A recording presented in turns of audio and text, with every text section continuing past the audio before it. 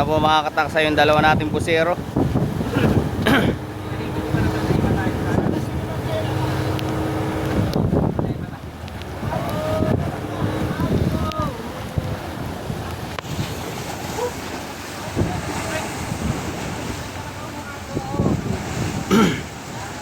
Dadalhin na po natin sa kabilang buya. Ito po ang ating kayakasan. Andyan po yung mga isda na mula po doon sa kabilang buya.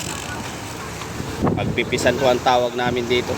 Pagkuha po na laman ng kabilang buya. Kasi Wow!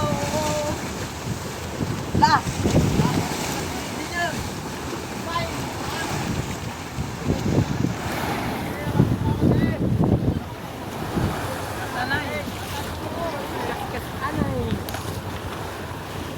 kasi anay.